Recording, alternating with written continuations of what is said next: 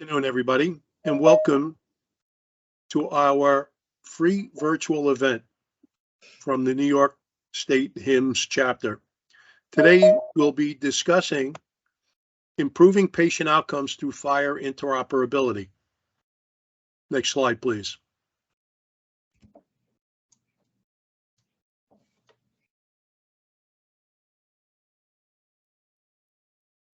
Kristen, can you move to the next slide? I did. Thank you. There we go. Here's the logistics, folks, just in case anybody loses their connections. And if anybody has any questions that they'd like to ask, go to the Q&A chat session, place your questions in there. It'll be monitored throughout the event today, and we'll try to get to everybody. This session will be recorded and should be available within about 24 hours. So this way, if you miss any part of today's session, or if you know of someone that would like to listen to it, they will have the ability to log on in the future. Next slide, please. Yes, it's there. Please come and join our chapter. As you can see from some of the events that we are accomplishing here today, as well as what we've done in the past, we are providing an opportunity for education for all within our chapter. You can hit the QR code there, and it'll take you directly to a way to be able to log in on our site. Kristen, next slide, please. Without further ado, let me introduce you to our moderator, Kristen Norton, and she'll take over for the rest of the day. Thank you, everybody, for being able to join today. Okay, excuse me. Hi, everybody. I am Kristen Norton, Chief Executive Officer of Green Room Technologies. We're a full-service consulting firm for medical devices and software here in Austin, Texas. And I also happen to be an 8-year veteran of the Austin chapter of HIMSS here. And so before we begin, I just wanted to say that we love collaborating like this across the country and across chapters for important topics like the one we have today.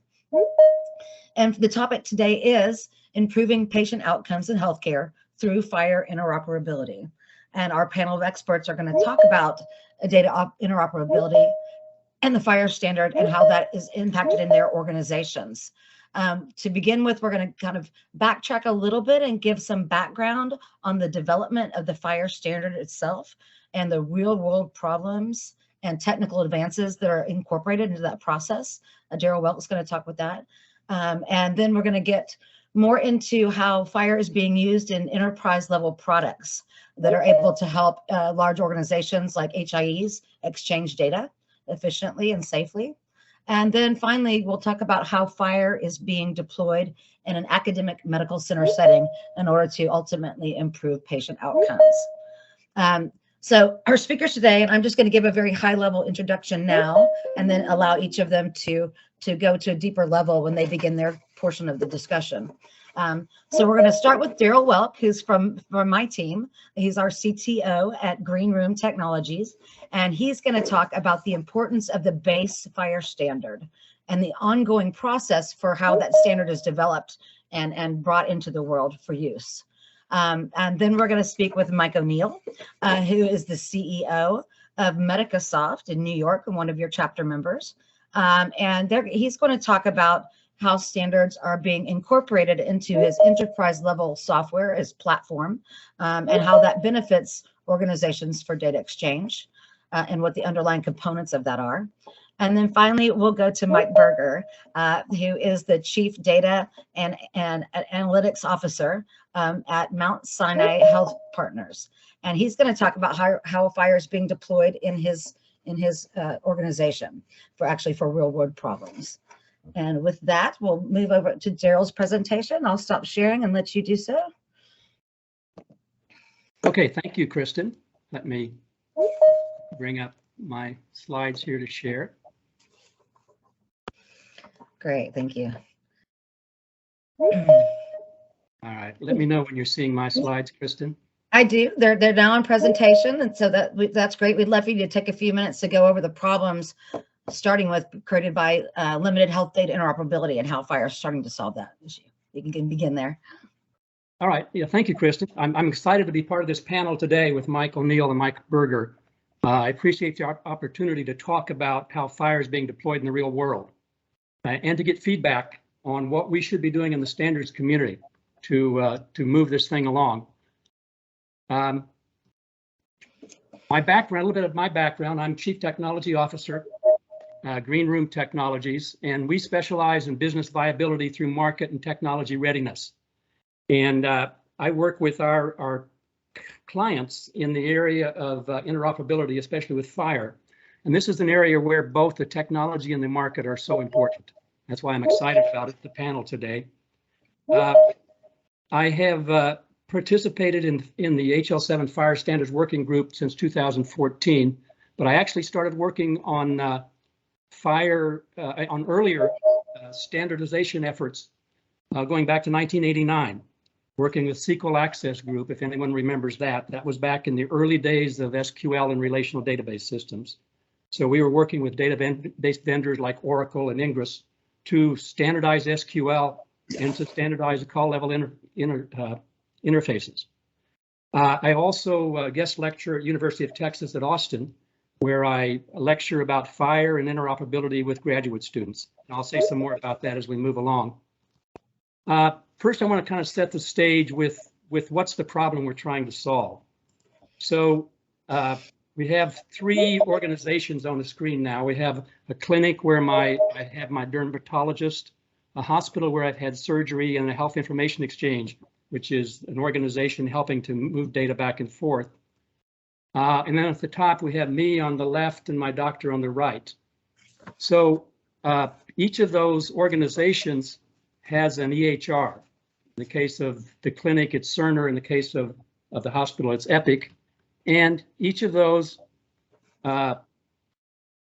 software systems have an interface they use. In my case, it's a portal.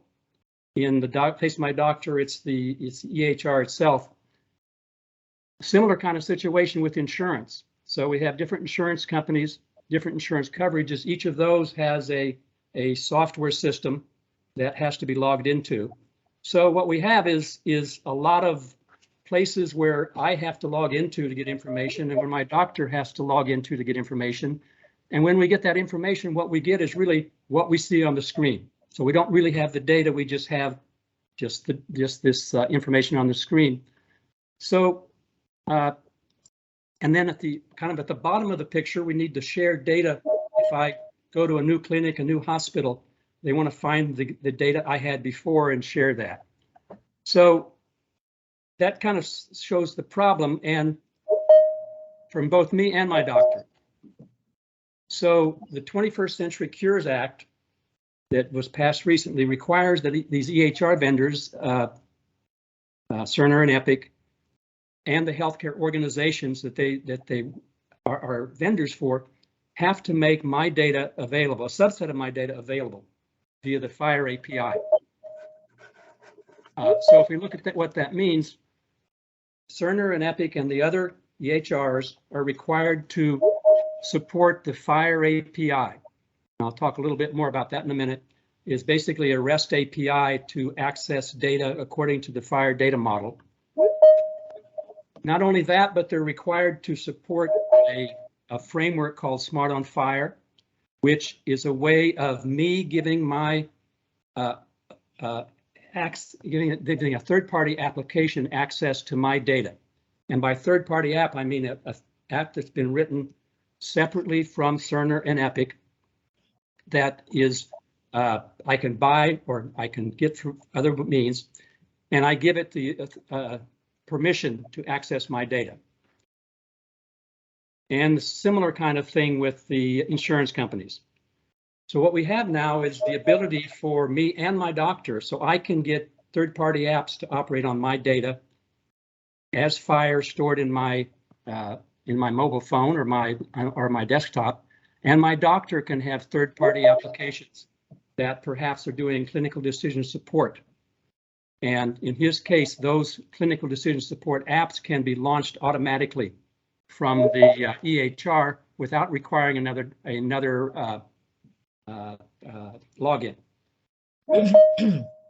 And then the same thing is true kind of at the bottom of the picture, where we're trying to share data between hospitals, clinics, insurance companies.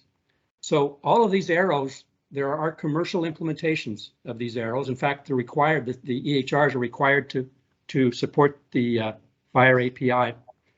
But there's also other things going on. I want to say a minute while I have this diagram up here, kind of some other things that are going on. One of the interesting things that has happened in the last year or so is that the ability to be able to read FHIR data from these EHRs had made it fairly straightforward for the Vaccination Credentials Initiative to design, test, and deploy something called smart health cards for vaccinations. And what that means is that I'm able to get my vaccination report data in FHIR onto my mobile phone, and I'm then able to share that, say, with an airline to give permission to proof that I have had a vaccination. And the way this works is we're building on top of the W3C verifiable credentials standard. And what that means is that the issuer, in this case, say the hospital, when they provide my vaccination in terms of FHIR, they also sign that data with a private key. When a verifier, such as an airline, wants to verify that I have received the vaccination, they use a public key. So this is the first step in the direction of I have my data, I have it personally, but I can prove that I haven't tampered with the data, that no one's tampered with the data, that it actually came from the hospital, and it has proved what hospital it came from. One of the other areas where we're doing some work is because of this additional sharing, there's more and more need for better consent management. So I need to be able to say who should have access to my data. FHIR enables the access. It's all a standard format, but now that makes it possible for me to share my data, say for clinical research or for other things. And we need better consent management tools to enable us for me as a patient to be able to specify who should see my data. Another area is the area of patient identity. So when we implemented the smart health card, we still had to have some other way. When I went to the airline, I still had to have some other way of saying, I'm Daryl, and here's a driver's license or something to show that I am the one that should be allowed to get on. There's work going on with self-sovereign identity, which will start to solve some of those problems. So there's a number of research projects and grants going on. There's a system called FHIR-Blocks, which is kind of gathering up all of these in verified credentials in all these areas, which would be interesting to see what happens in the future. So if you're interested in that, let me know. Okay. One more thing I want to talk about before I move on is TEFCA. So this is the Trusted Exchange Framework and Common Agreement, which you may have heard about. So everything on the previous slides, we were talking really about a small region. So we have maybe a health information exchange, which is allowing me to exchange data, my data in the Austin area. But we really need a nationwide network of networks. So ONC has just announced initial rules for TEFCA, and we're doing a study now of figuring out how we can use FHIR and leverage a lot of the things I talked about FHIR in the future for TEFCA. So there's a roadmap if you're interested in that. And what it means is that we'll have essentially what I showed on the previous slides. Each of those health information exchanges would be what's called a TEFCA QHIN, which is a Quality Health Information Network. And then those are connected together with the TEFCA broker. So what we have is the ability not just to exchange documents, but the ability to do remote FHIR queries through the FHIR API and have those queries brokered to the proper area. Okay, Daryl, that covers that. Daryl, let me interrupt and ask you a quick question. So it's oftentimes that regulations drive the adoption of technology in healthcare and other industries, like Meaningful Use really did for bringing the EHRs into play. So can you talk more about the 21st Century Cures Act and how that's fast tracking the adoption of FHIR across the community? And also, you know, being that it's for both software vendors and for providers, having to really adopt that API, and how those regulations are created and what we might see coming in the future for new regulations coming up? Yeah, let me talk a little bit about that. So I mentioned HL7, that's the industry organization that created FHIR. There are a number of other industry organizations that cover different areas, some directly related to healthcare, others more general. And on top of that, once we generate the initial kind of base FHIR standard, we have FHIR Accelerator projects. And these FHIR Accelerator projects are creating implementation guides that specify, they constrain and to sometimes extend the FHIR model for specific areas. For example, the Argonaut project has been going on for 3 or 4 years, and what they did for sharing data from EHRs is the basis for the regulations in the HERS Act.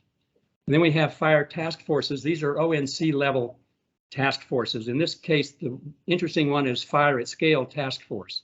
And this is the task force that's really looking at the problems that I mentioned with TEFCA. How do we spread out? How do we implement FHIR at scale? And then finally, the US government agencies, ONC, which is more technology oriented, and CMS, which is administrating Medicare. So by the time we got to the 21st Century Cures Act, there had been 2 or 3 years of work by both the industry standards organizations, by vendors, by organizations who have been designing the standards and testing those standards at FHIR Connectathons. So Gerald, given the background of people on the call, which is probably pretty varied, can you give us some basic background about FHIR to set off the rest of the discussion? You know, talk about the basic data model, how the FHIR API works, and the architecture of FHIR applications, so we have some context for the rest of the discussion. Yeah, I'll do this real quickly. FHIR stands for Fast Healthcare Interoperability Resources. So these, you can think of these resources, there's a resource for a patient, there's a resource for a practitioner, there's a resource for observations. And those resources, then we put those together as modular components, kind of like you think of tables if you're a relational database person. Then we assemble those into working systems and create, as I said, we kind of can use that FHIR resource in a variety of contexts. And different than previous standards in the healthcare world, we really think of FHIR as a data model and as a database server. So we have database servers. And if you were to wanted to learn about FHIR, you go to the FHIR website and you have a list. Here's a list of all the FHIR resources. And just quickly, I'll just show one of them, observation. So if you click on that observation link, you'll see a specification of all of the attributes in an observation resource. When you actually, let's say you actually did a FHIR query for an observation resource for glucose, you'll get something like this, and this is the Json representation. And what's important about this representation is it is understandable, it's self-describing. So when I teach at the University of Texas Graduate School, I don't have to describe tools, new tools. I don't have to describe a new language for representing healthcare. Json is what people are used to. This is the same representation that's used in other industries. So we have, just quickly, a unique identifier for each observation. The coding is always self-describing. So this says there's a LOINC code, such and such LOINC code for glucose, a reference to the practitioner, who's the doctor that actually ran this course, this test, the value of that, and then an interpretation.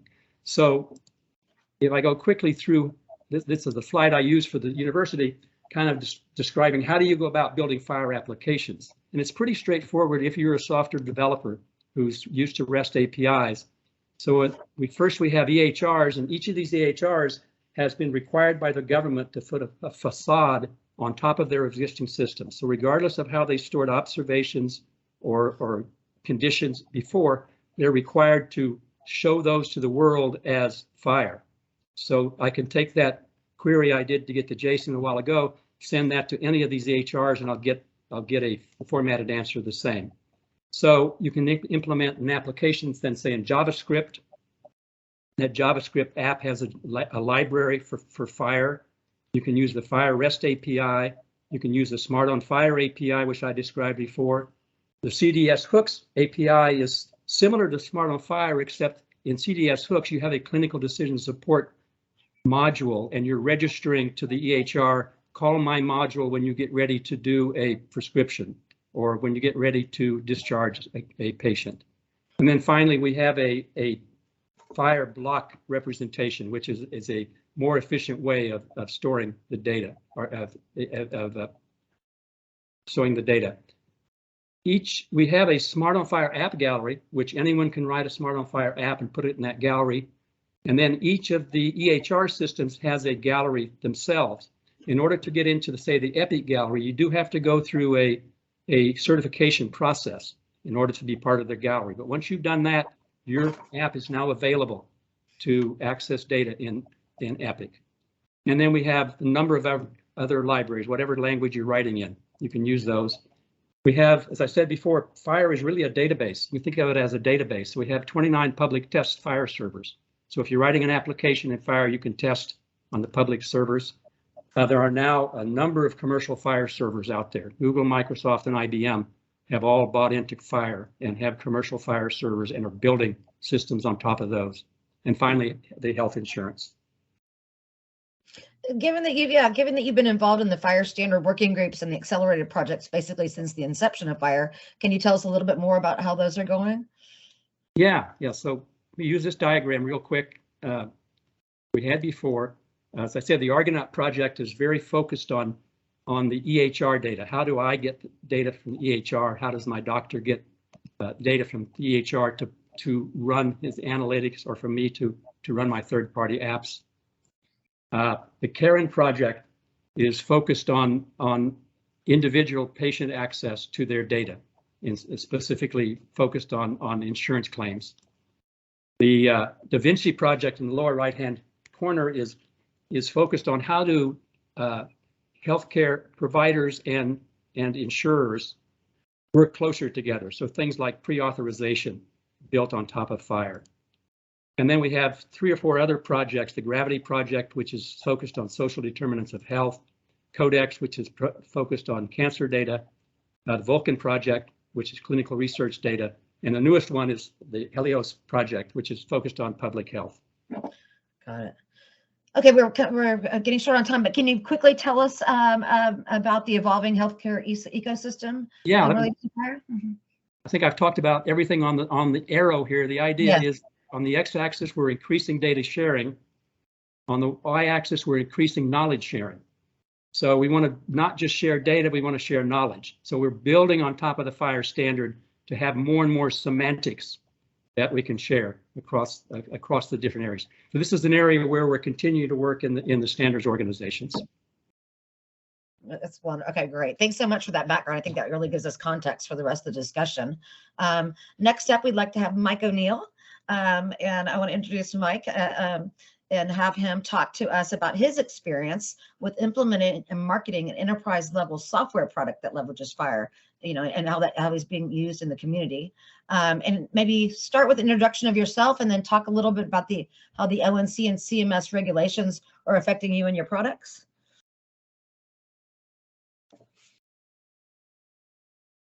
Yeah, we got your screen. You're on mute, Mike. You might be on mute, Mike.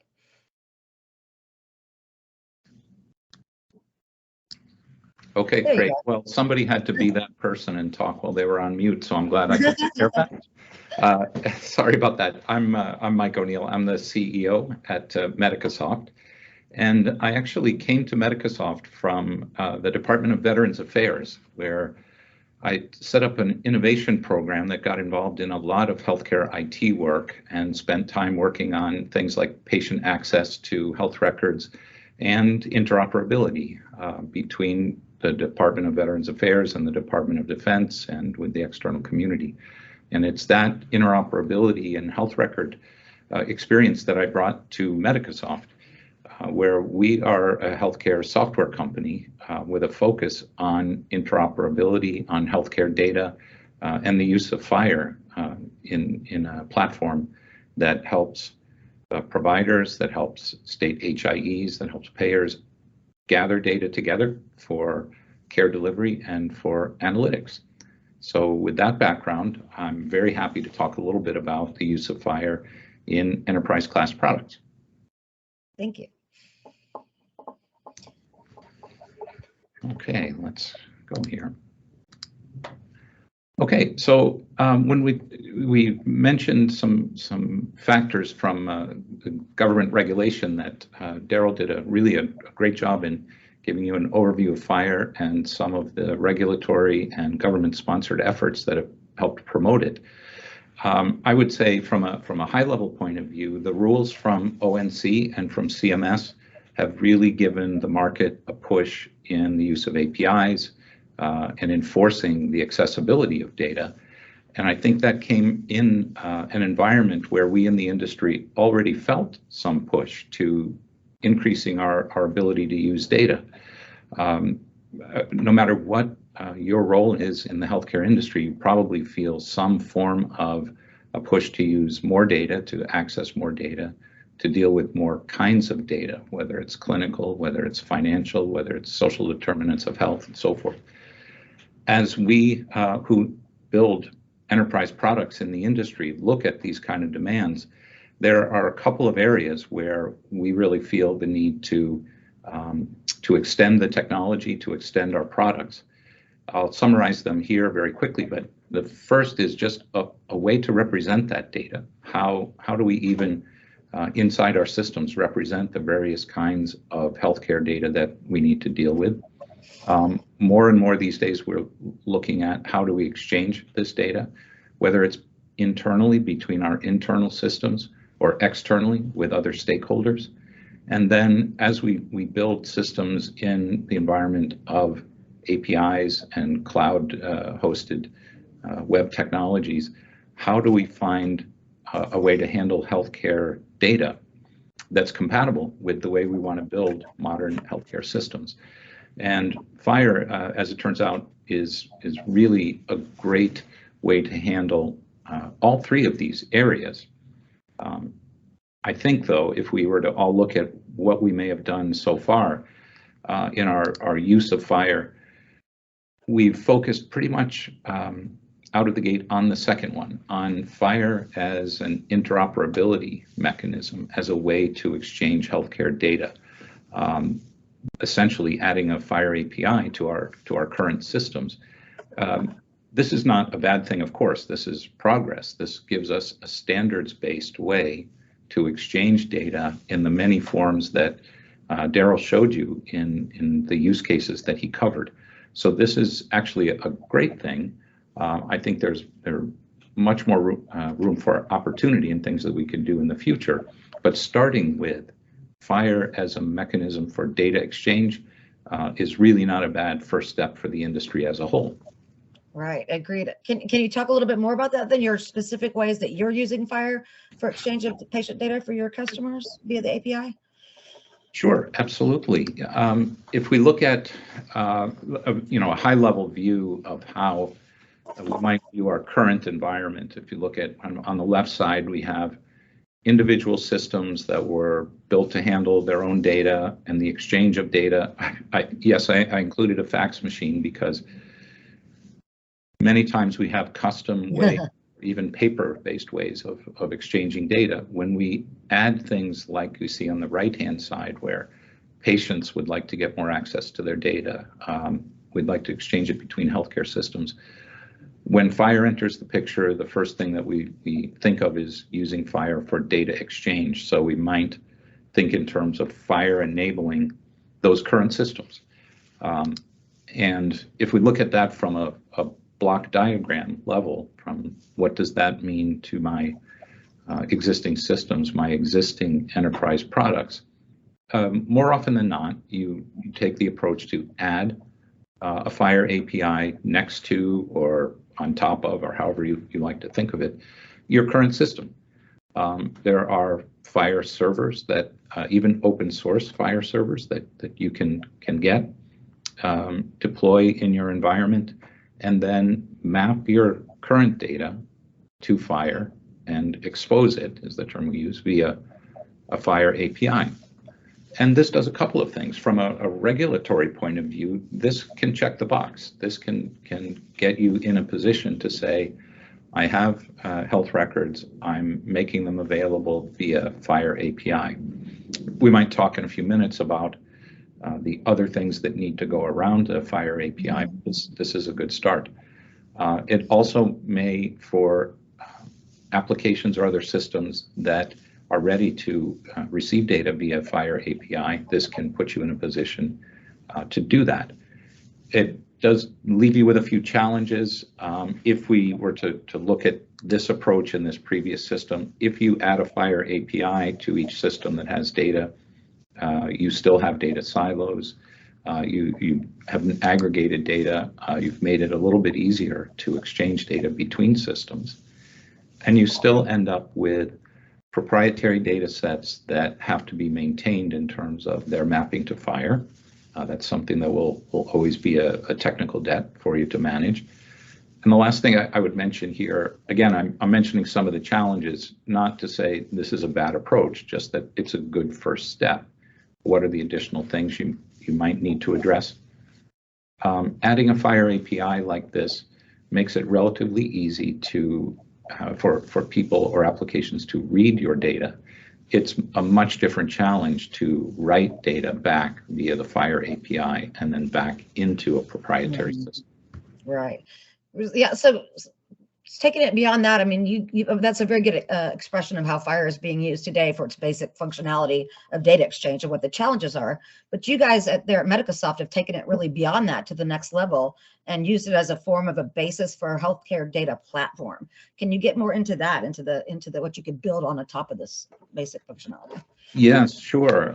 In fact, if we think about the platform approach, which I'll expand on a little bit to tell you what I mean by platform. We can look at the other two challenges that I mentioned a few minutes ago. Exchange, using FHIR for exchange addresses the second bullet here.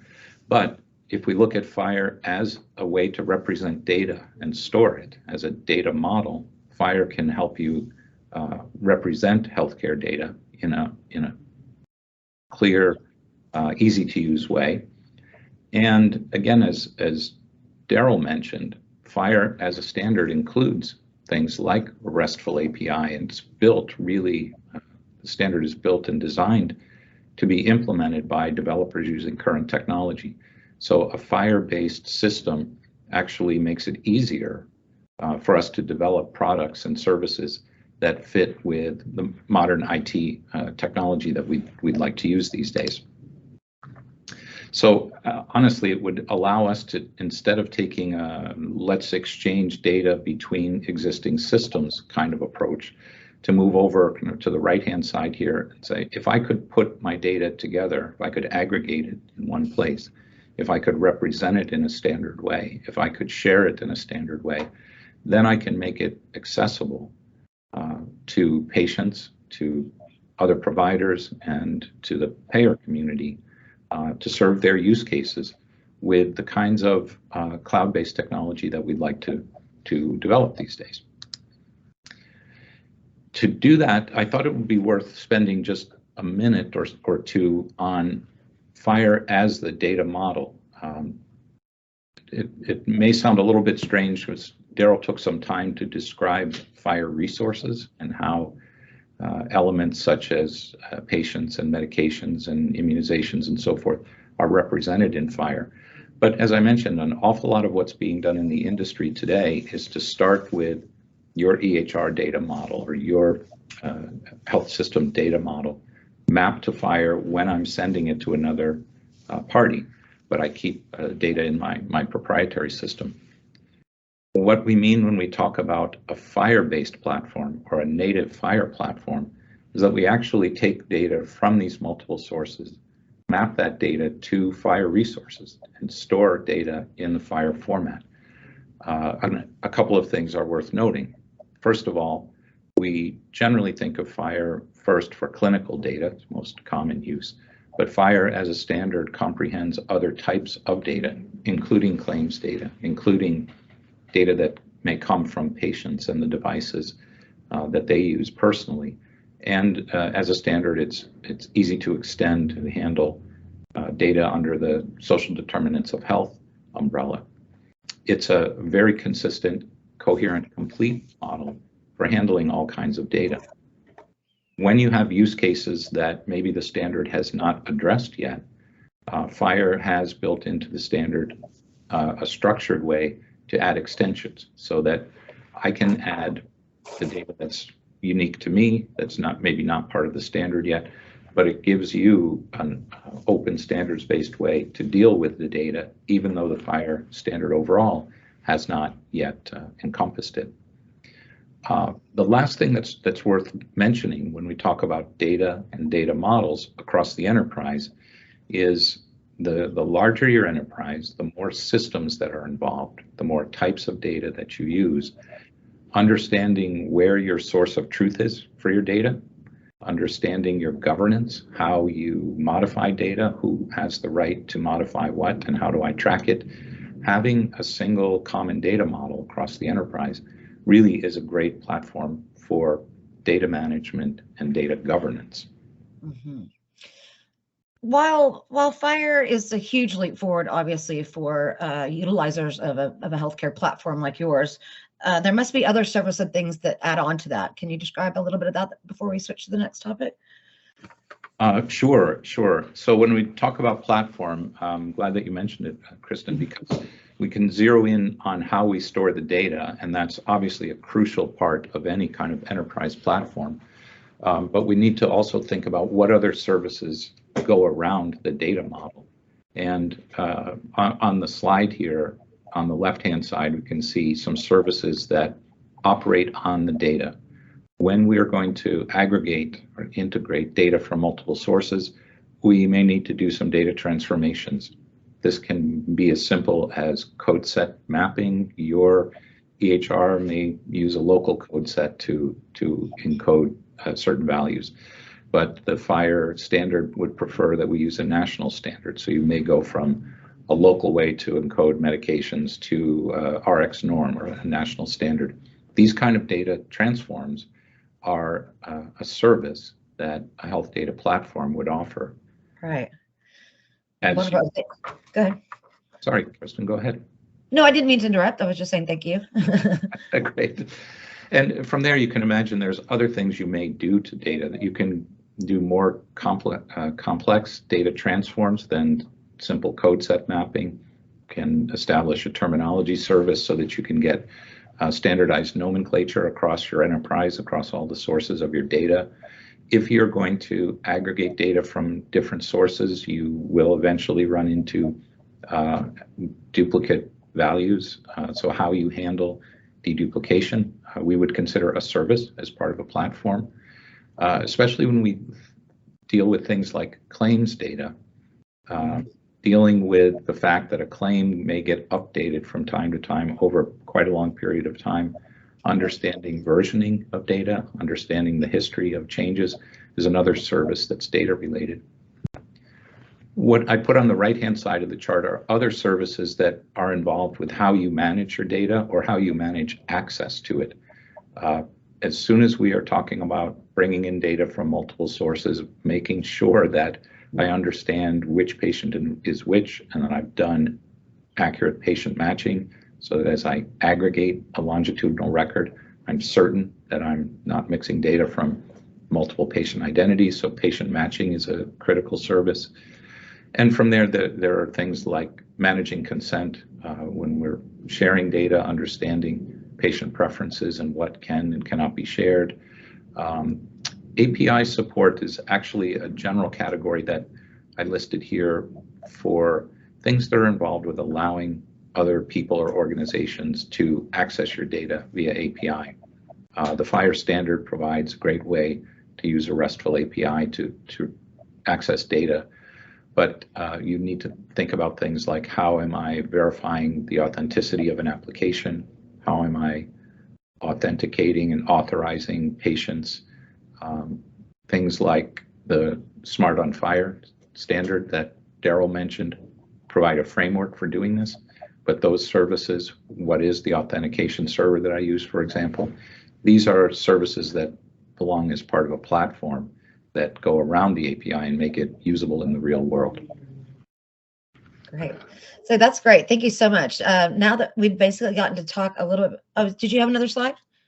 Kristen, the last thing I was going to say is if we kind of put the services together with FHIR-based data repository and then add the ability to have data in a relational format, which is sometimes more convenient for analytics and reporting, this is a notion of that we would call a complete FHIR-based healthcare data platform. And in fact, this is an example of block level representation of Medicasoft's NXT platform that we use for operating health information exchanges or addressing internal interoperability within an organization. So I thought to wrap things up, I put on one slide the services, the data model, and the data access in a platform representation. Yeah, that really helps bring it all together. Thank you. Given that, and given that we've talked about the basics of FHIR, the basics of the development of the FHIR interoperability standard and the languages that have been built on that, and now we've actually looking at a real world application in a product that's being deployed and used in HIEs and other organizations all over the country as a healthcare platform, really building on the basics of the FHIR standard. Now we're going to switch over to Michael Berger and have him talk about his perspective, which is the ultimate goal of, in the patient care setting. And so Michael is, of course, with a very world-renowned academic medical center, the Mount Sinai Health System, and we'd like to get his perspective. Mike, if you want to introduce yourself and start a little bit of discussion in your area. Great, thanks, Kristen. You guys are looking at the presentation mode? Yeah, I see your screen. Mm-hmm. Awesome. So I'm Mike Berger. I'm a data scientist and industrial engineer by background. Have been at Sinai a couple years, a couple other big health systems like Geisinger and Northwell as well. And these are my boys, and am just super passionate about data and certainly interoperability as well. And that has paid the bills so far, but if this doesn't work out, I could end up going back to doing wedding or mitzvahs. That's cute. That's the cutest bio slide ever.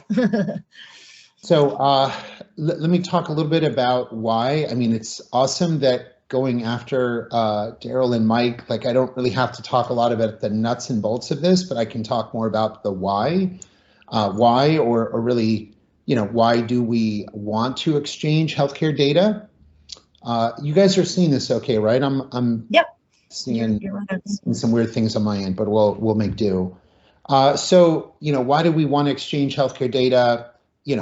Billing, clinical care, which came first kind of doesn't matter. Certainly now we're thinking a lot about operational efficiencies and, who do we want to share with? I think the gentleman before me did a great job of talking about it's internal systems. It's also, external organizations, payers, providers, regulatory agencies. We're involved with tons of cooperatives where we want to share data to build knowledge, to help with quality reporting and benchmarking, and then certainly with the growing number of third parties, analytics companies, pharma that are able to do very cool things if we can start sharing our data at scale. So we know why, but then, it is pretty challenging. And I think the gentlemen have talked quite a bit about some of these, so I can go a little faster, but, standards aren't all that standard. Within my own organization, within, my organization and others, HL7 and the interpretation and what fields are filled out and the mapping, even for something as simple as I would think like an ADT transaction, just doesn't feel very standard. And even within my own organization, I've got 6 different reg systems still, and they all have their own different interpretations and mappings and things like that. So when it's fast to transmit, but it's slow to implement, then really it is expensive. It is complicated. And, I loved Mike's point a few minutes ago. There isn't this common data model that we use. We have, some homegrown things, and each one of our applications has their own data warehouse or mart. So no concept of this real enterprise-wide common data model. We have, a highly centralized group that does all of the interoperability and data exchanging around the company, which means it's, bottlenecking and always the risk of, because there's no democratization, people always have to single thread any types of requests. And let's face it, the EHR vendors don't necessarily want to make this as easy as possible. They certainly have expectations around quality control, but some of these EHR vendors used to charge us just to share data externally, CCDs, things like that. So some of that has gotten better, but certainly the Cures Act has really accelerated, really laid down the gauntlet and says, no, we're not going to allow information blocking. Here's a time frame, and you guys better do this. You better do it, or we're going to come after you. And I think some organizations see the mandate. Some organizations see the mandate as, we better do this before the government comes after us. We, on the other hand, think about it as, okay, what can we do to actually help, really help differentiate? Are there competitive advantages that we can have by adopting and moving to this? I know I'm probably jumping ahead here real quick, but I'll Kristen, if it's okay, I'll just keep going. Yeah, that's fine. Go ahead. Yeah, we're always curious about how different organizations are interpreting and approaching, these new mandates. So very, very, thank you. Please keep going. So, our interpretation starts really with the core data model. Moving to US CDI, I think for us, knowing that the mandate is there, everyone's going to have to do this. For us, we're looking at it saying, and I think it's so aligned with what Mike was saying, this really can be the enterprise data model. And so we're really excited about, this concept of everyone now speaking same data model, FHIR data standards, allowing us to start decreasing the costs and complexity of any sort of data exchange. We're sort of intrigued and excited and scared all at the same time about this idea of reducing friction for patients to be able to see their data, really scaling out, making their data more available, more notes, more information, closer to real time, but also this ability to share it with the Smart on FHIR capabilities, to start sharing it and improving, decision support for the patients, and ultimately to start building out this, what we hope will be a rich app market to help patients make better decision support. And of course, patients aren't necessarily, or consumers aren't necessarily the best people at protecting all of their data. So we're hoping, with all this capability is going to come a lot of education, and certainly there will be winners and losers around data monetization. Let me pause there. That's great. Can you take that a little further into your approach, your organization's approach to the opportunity? Yeah. So, and just a little bit about us, not totally unusual from probably some of the other people on the call here. We're a large Epic shop. We've got a large Azure cloud investment that we've had going on for several years. We have a fairly centralized engineering and architecture, data architecture groups. And, because they're good, because they're fairly centralized, and we had a lot of confidence, we did a phase one of trying to really do what I've been describing here, of trying to really grab the mandate by the horns. So we used as many native Azure Health FHIR services as possible, some of the open source converters. We used a combination of internal resources and a small offshore team, and it failed pretty fast, is basically what we saw. So we decided to do phase two, which we cleverly called the don't fail phase. Love it. It looks something much more like this, and real props go out to our main partner on this, which is a company called MPHRX. And essentially what we've done is invested the time and resources and money to really model and transform all of the data coming out of Epic, which is, the backend reporting is happening on a daily basis. So every day things are coming through, they're getting mapped into FHIR, going into queues, ultimately landing in our FHIR store. And then we have this sort of managed service API endpoint that allows us to connect that data and share it appropriately with payers, with app developers, and ultimately with other types of partners and algo companies and things like that. And this phase was, okay, can we push it out one way? This sort of retrospective day-old data. And phase 2 is, or phase 2A is, can we connect it to our existing streaming data? So same piping, but now the data is coming in much faster. And so it's a lot more HL7 mapping. And then the next phase after this would be what Mike talked about as well. Can we start bringing the data back? Can we get payers to share data back, like the Blue Button project and the DaVinci projects? Yes. Can get our third-party app developers to start sharing data back. So this is sort of our reference architecture, and we're just super excited about what kind of capabilities this brings for us and the industry. Yeah, but building on that, so everybody here has talked about using FHIR for data exchange and innovation. And at Green Room, one of the things that we really push is leveraging the standards not only for interoperability or exchange of data, but for the opportunity to innovate, which ultimately becomes an opportunity, a business opportunity for the vendors, because now they can be attached to the EHRs and whatnot and have different kind of exposure, but also the opportunity then to innovate in the way that you care for patients. Can you talk a little bit more about that in your organization? Of course, I have a slide for that.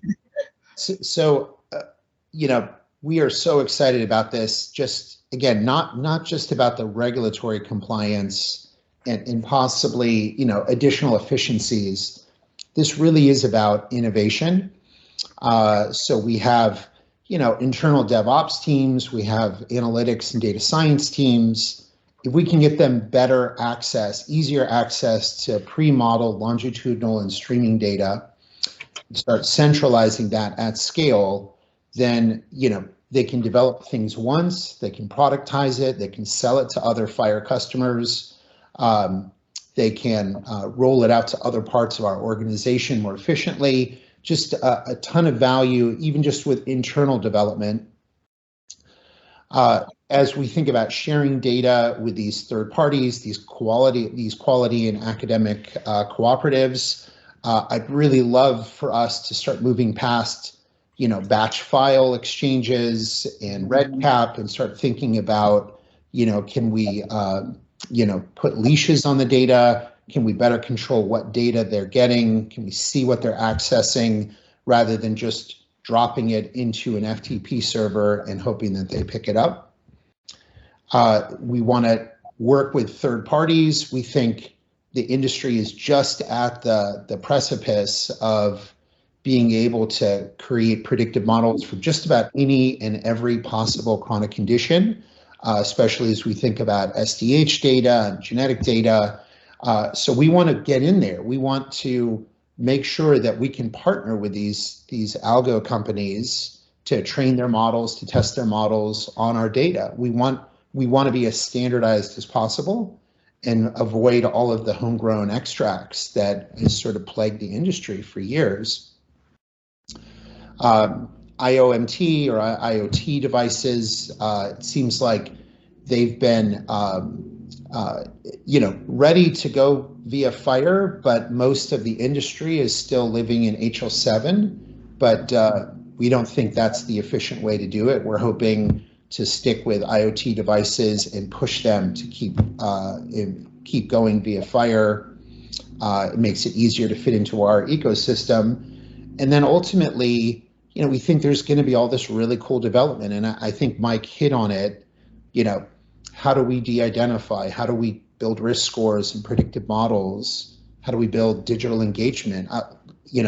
No one health system, hospital, or academic medical center should have to try to do all of that on their own. We'd much rather see an open community and a sort of Darwinian network of companies who say, yeah, the cost of being able to start working with the data is much lower. We'll go ahead and build these algorithms. We'll improve what happens to our data, and the better our data is, the more powerful it will be for turning it into insights, helping with decision support, better business decisions, et cetera.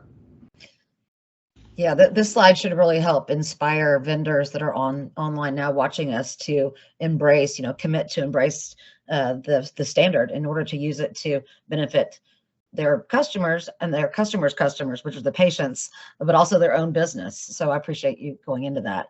I guess at this point I'll turn it back on my camera. We've talked about the basics of FHIR, the process by which FHIR is being developed and continues to evolve and get brought into the community as a standard.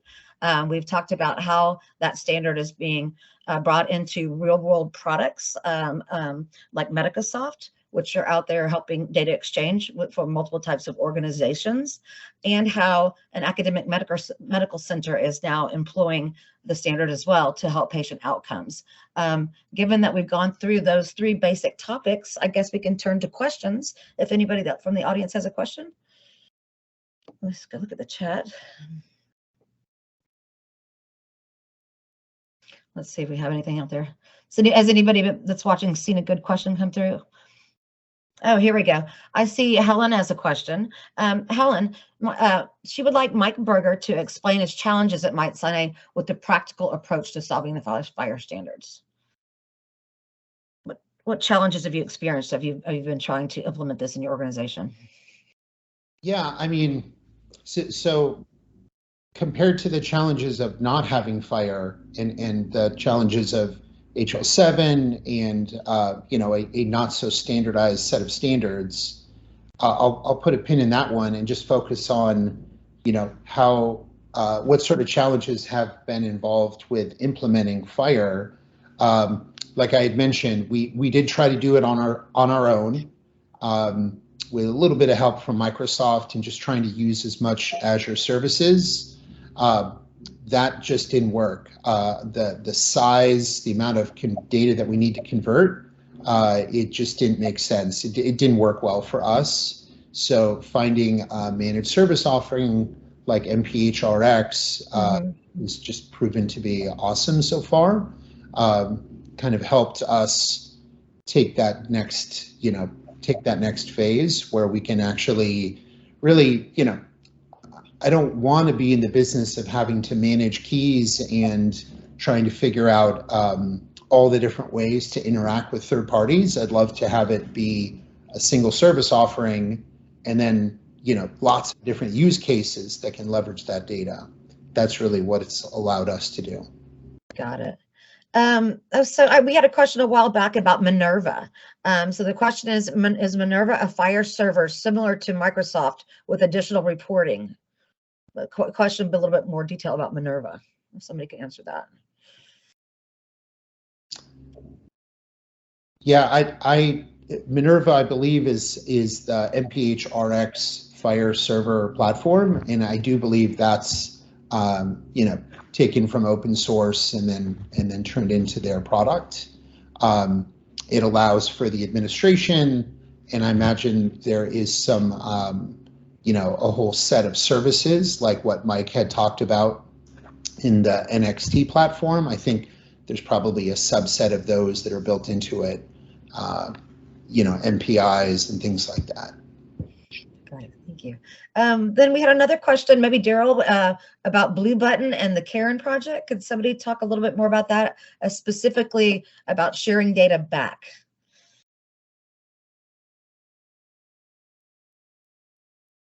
Daryl, maybe are you on mute? Yes. Yeah, I'm familiar with the Karen project from the standard side. I think, Mike, was that a question about in one of your diagrams? You were showing data going back from Blue Button. Yeah, we've been involved with Blue Button for a few years. Blue Button is CMS's approach to engage with health systems or hospitals or provider groups that are part of some of their shared savings risk arrangements. Mount Sinai, we've got a pretty sizable accountable care organization. And so for years, CMS has been sharing claims data and eligibility data in a handful of other data files, they're called CCLF files, to us and every other ACO in the country. And they show up on an MFT server once a month. And they have a certain amount of claims lag. And then, a whole bunch of quarterly reports and summary financials and things like that. And as an ACO, this is how we know which patients are attributed to us, and we understand how their performance is going. And ultimately that turns into how we manage that population and how we do in our shared savings contract. Blue Button was intended to really modernize that. This was a perfect example of how a payer can start to share claims data and eligibility data at scale. And so it really was transitioning from CCLFs to a FHIR-based API using the, I believe it was the Karen IG to be able to do it. We've actually been ingesting that into our lake long before we started down this path towards FHIR. And this was sort of the challenge that I think COVID has brought. It's been, fairly distracting for many payers for a couple of years now, but information blocking is saying, okay, not much longer. Really, the payers are just starting to be able to offer this as well. And so as an ACO that already built all of our data pipelines with CCLF files, there really wasn't a lot of value to move to Blue Button. We've been doing it and sort of wanting to make sure we had the capability, but the goal is all the payers having to move to that FHIR-based API endpoint. And now we can pull data as we need it rather than waiting for these once a month big flat file pushes. And have you been participating in any of the Accelerator projects themselves? Are you guys involved? We're on panels, and I get pulled into a lot of the conversations. But most of our infrastructure was built on having these ETL-based pipelines, and they've been working. And so we've been pushing the payers per se. So I definitely have been contributing to some of the communication going to CMS and Senate about how this should work, offering opinions for anybody that would listen. But, I don't think we're the architectural experts to actually, when I think about Karen and Da Vinci and Argonaut, we've just been happy to read what's come out of those groups and implement it. They're great. Yeah, I think it's wonderful the way the whole ecosystem comes together to do those things. If we could, Blue Button is I think a great example, a great parallel to a lot of what we've talked about for the evolution of health IT interoperability, and that led us to FHIR. So Blue Button was created while I was at Veterans Affairs. And it was initially, so Blue Button is about patient access. Initially, it was patient access to your healthcare records. And as we look at what ONC has done with meaningful use and now with CMS, initially Blue Button was, hey, you've got to let people get the data, and I don't care what format it is, just let them get it. And that was a great start. Over time, CMS adopted Blue Button as a way to give patients access to their claims data. And by that time, health IT had advanced. Things like FHIR were coming into fruition. So now you would say, well, I want to give patients access, but I'm not going to be so general as to say, I don't care if it's a flat text file, just give it to them. Now it's, okay, the standard has evolved, let's use it. And FHIR became a part of it, and a way to allow patient-facing applications to connect.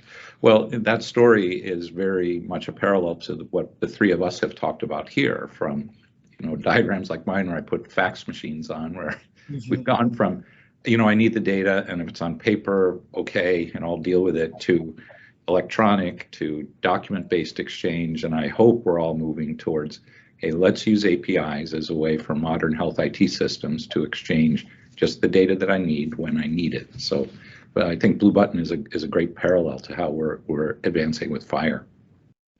Great. I had another fun question, so I really like this one. So as I've been saying, I think, interoperability is not only for data exchange, but it's also a business opportunity. And so one of our guests has asked, given the influx of client apps, do you think all EHRs will develop app stores like the Epic Orchard? I don't know who would like to answer that. Daryl, maybe? Yes, I've seen, I think just about all of them have that have really made an investment in FHIR. One of the areas that I was going to mention, Kristen, that has been very slow, and I think either Mike or Mike mentioned this, was devices. So I've been involved with devices on FHIR working group now for 4 or 5 years, and we've talked about FHIR. We've have a sort of equivalent FHIR representation to the legacy kind of representations, but it's been very slow in getting the device manufacturers, getting that world to kind of move into FHIR. And I think it's going to take maybe a push or maybe some more of a pull of getting that data integrated in with other patient data. And I think the kind of things you're doing, Mike, with analytics, where that becomes more and more important to pick up that device data. In the Argonaut project, we had either 6 months or 1 year project this last year on how to update EHR data with FHIR. And that is a very touchy situation with the EHR vendors, because as I talked before, they put a facade on top of a, what kind of 20-year-old databases in some cases.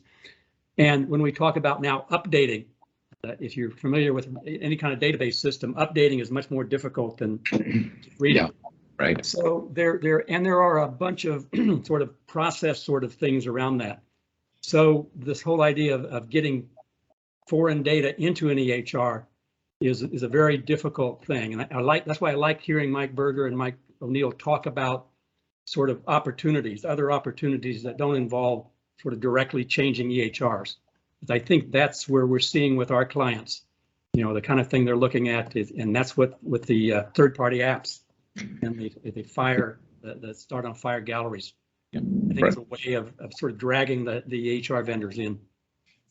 Writing data opens up a number of things, like you mentioned, Daryl, that you suddenly have to deal with, starting with patient matching, which I mentioned, but keeping track of provenance of data then maybe becomes an important thing. Believe it or not, it's not always obvious that patient consent actually becomes important. If I'm giving access to data that's in my EHR, it's my patient, that patient's health record, and I probably have in my system patient preferences. But as soon as I get data from other sources, I have to look out, is this 45 CFR Part 2 data? Is it not? Has a patient indicated somewhere else that I will share this with me, but not you? Consent suddenly becomes important, and that's not always obvious.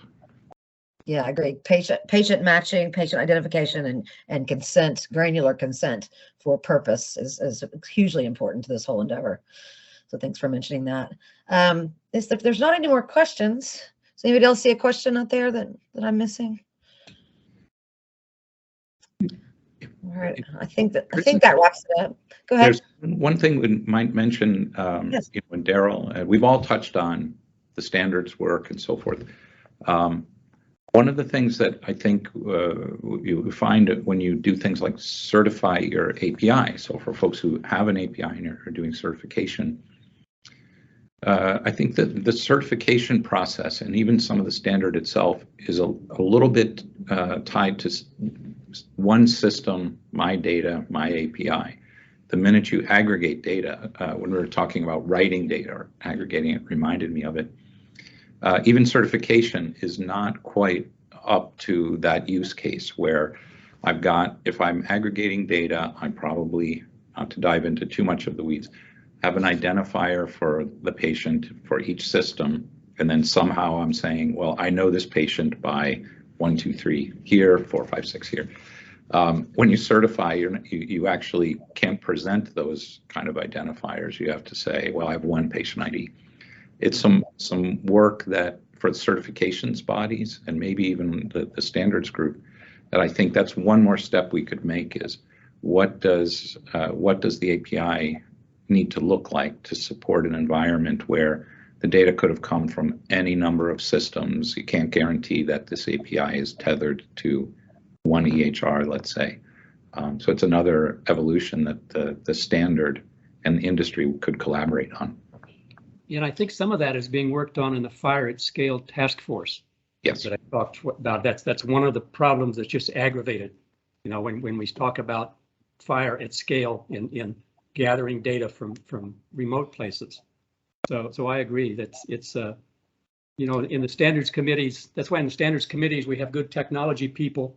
We have a smattering of people who have experience kind of in the real world, and that we sort of need both kinds of people involved in the standards. And that's why I encourage people, if they're any of the FHIR accelerators that where they have something to contribute. And I know, you know, that Mike was saying they track those and they serve as sort of you know, helping the accelerators understand what needs to be done.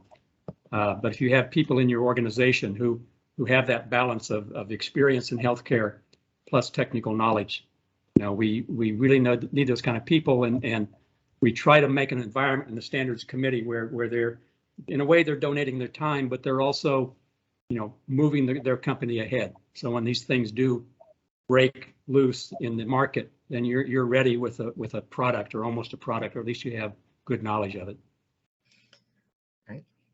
At Green Room, we have a saying, our motto, which is commit to connect. And I want to thank all of you for your effort in doing that, both in developing the standard and implementing it in a product, an enterprise level product, and out there in the actual community with the patient. So thank you all for your time today. And thank you for your contribution to this webinar as well as to the evolving standard.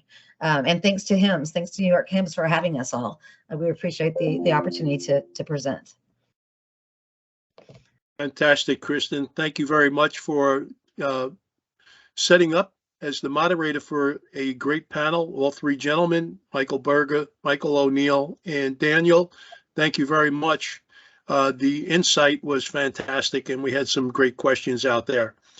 I would also like to, for those that are out there, come and join our next events that are coming up. So we've got the mental health and telehealth session number 2 will be happening next week on the 26th at 12 o'clock. After that, on the 7th of May, our nursing symposium will be held from 9 o'clock to 12. And for all the nurses that are out there, the CEU credits will be available to them. 3 hours of free CEU credits if you're a HIMSS or a PNNA member, which is great. On the 10th, we have the second installment on the merger and acquisition, and it's the role of the CIO and the CTO in the merger and acquisition follow through. And on the 18th, we'll have a CIO gathering and an information information technology gathering that'll be held in New York City at Mazars. Look for our website for those exciting events, and we look forward to continuing our role in providing great education. Again, Kristen, great job in the moderating. I appreciate it. And same with the 3 presentation folks that were on, Daryl, Michael, and Michael. Again, thank you very much. Everybody have a great day, and look forward to our recording to show up on our YouTube page as well as all of our social media notations. Thank you. Wonderful. Thank you all. Thank you, Helen.